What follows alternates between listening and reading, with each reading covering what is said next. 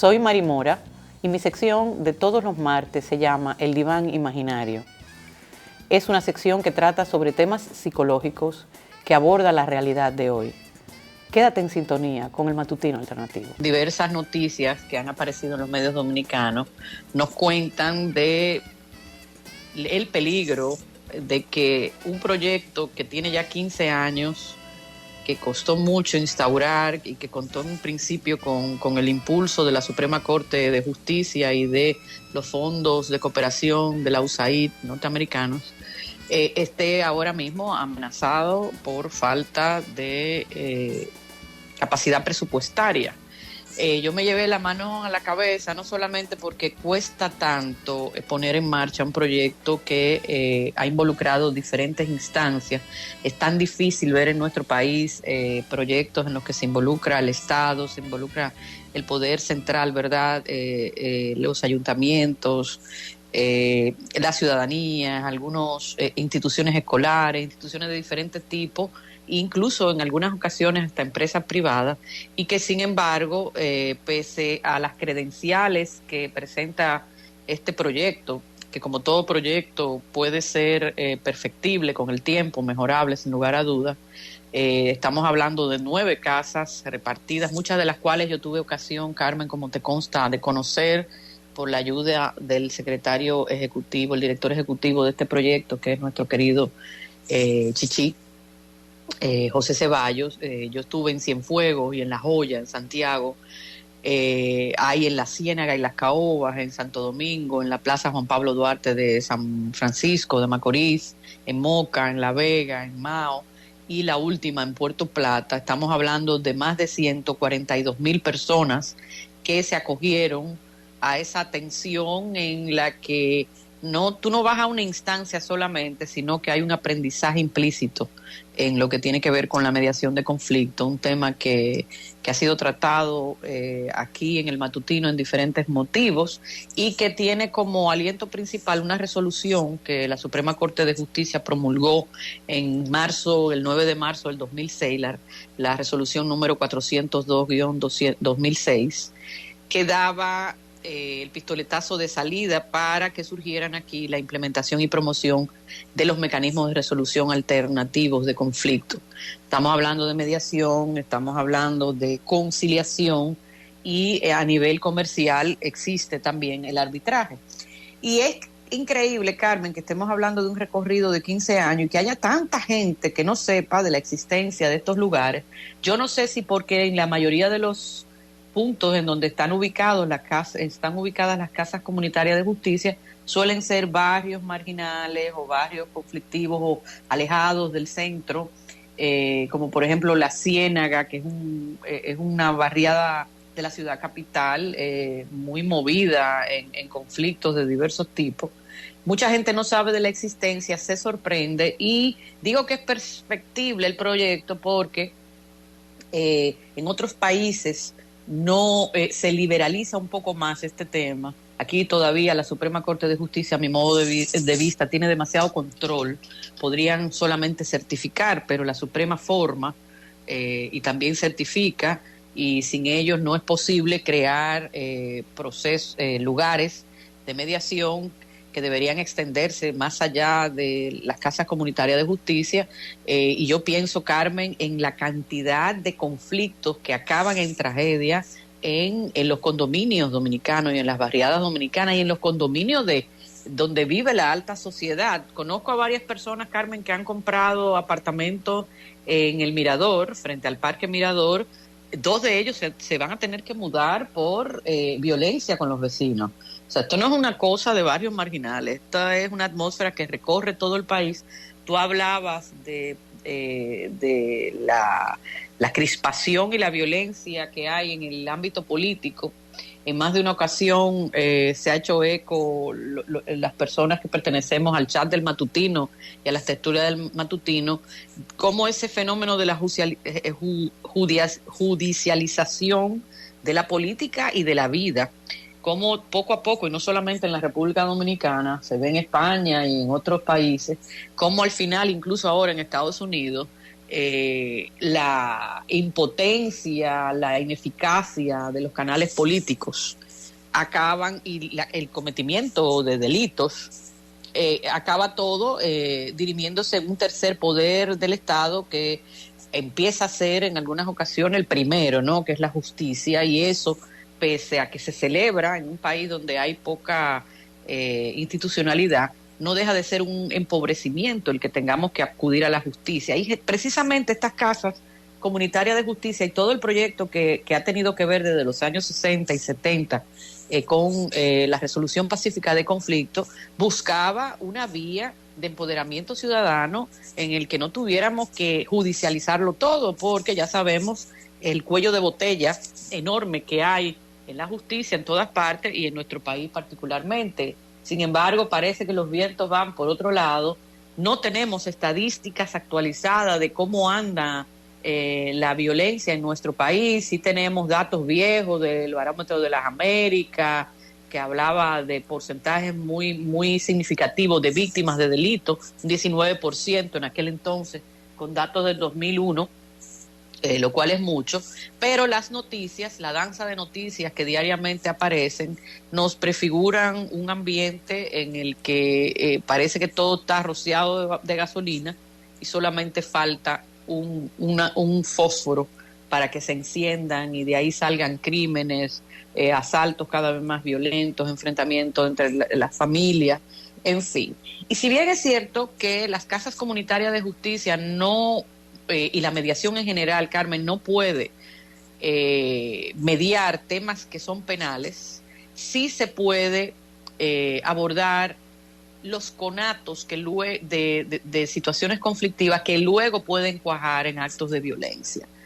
Así se refleja, por ejemplo, en el caso de la violencia en las casas,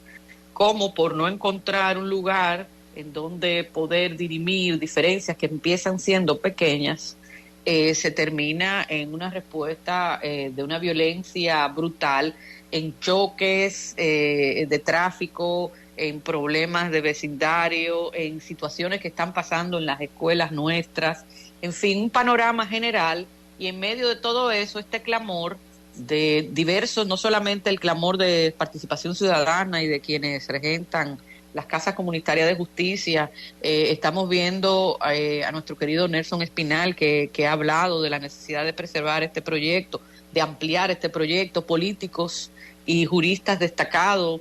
que también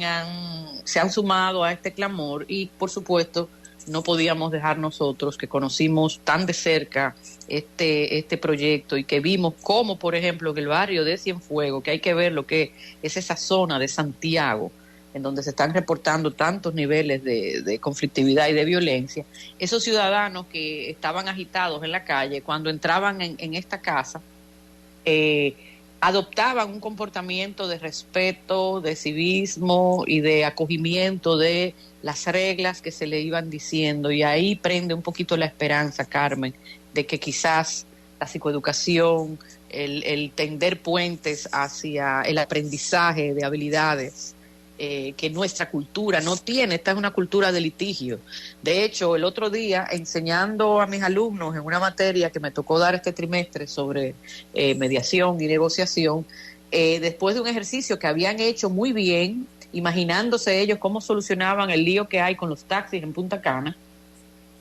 decían dos de ellos: ay, qué aburrido es esto, profesora, porque aquí llegamos a un acuerdo de manera tan fácil y aquí no se discutió. Y yo me quedé sorprendida, Carmen, de esa cultura de litigio, de que incluso tú ves que a veces hasta del propio Ministerio Público, de los abogados defensores, hay como un estilo que sorprende de querer echarle leña al fuego, ¿no? Cuando ya va a existir un espacio institucional en donde con todas las reglas y todas las garantías se van a discutir, pero como que no hay tiempo para esperar que los procesos transcurran por sí solos. Y luego está esta masa, que ya no es esa masa que estaba en las plazas en la Edad Media, ante los descuartizamientos muchas veces que ocurrían en medio de la gente, pero que de manera virtual ocurre también. Existen los mataderos virtuales, existen las plazas virtuales, en las que se somete al escarnio, a la especulación, a la mentira, a la difamación, en fin, al odio, como tú decías, a tanta gente de manera tan irresponsable y tan ligera, ¿no? Entonces, yo no sé cómo puede finalmente conseguirse el presidente Abinader, ante el clamor de la directora de la Casa de Moca, de la Casa de Justicia de Moca, decía que sí, que el gobierno iba a hacer algo, pero no concretó nada, no dijo que iba a haber un presupuesto para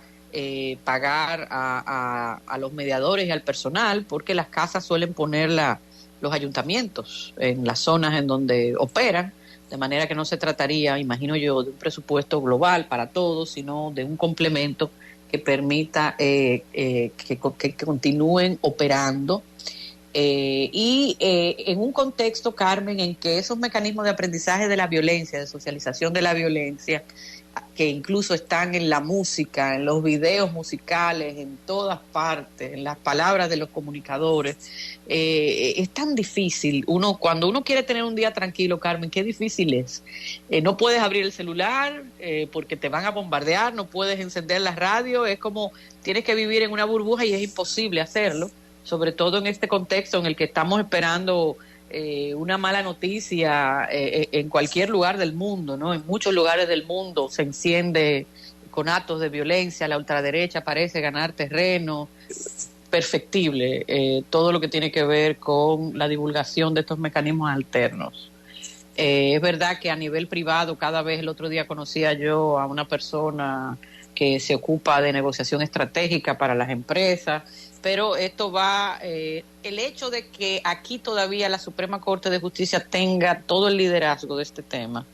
es paradójico, porque las casas comunitarias de justicia, que es un modelo norteamericano que hemos replicado aquí, con su tropicalización naturalmente, buscaban precisamente el desatascar la justicia. Entonces, ¿por qué un órgano que tiene el máximo órgano que tiene que ver con el Poder Judicial no lo acaba de soltar? ¿A qué yo me refiero? Las universidades deberían tener la capacidad de poder formar, porque aquí no solamente hacen falta abogados, esa idea de que los mediadores tienen que ser abogados, no.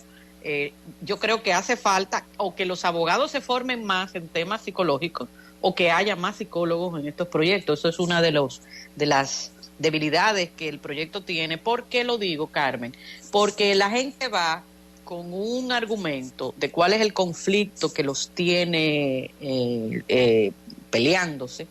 y siempre hay una corriente por debajo que hay que descifrar, y gran parte de la estrategia de los mediadores depende de esa perspicacia en observar qué cosas hay detrás. Hay muchas veces, por ejemplo, Carmen, que detrás de problemas con la manutención de los hijos hay un problema de tensión en la forma en que esa pareja terminó.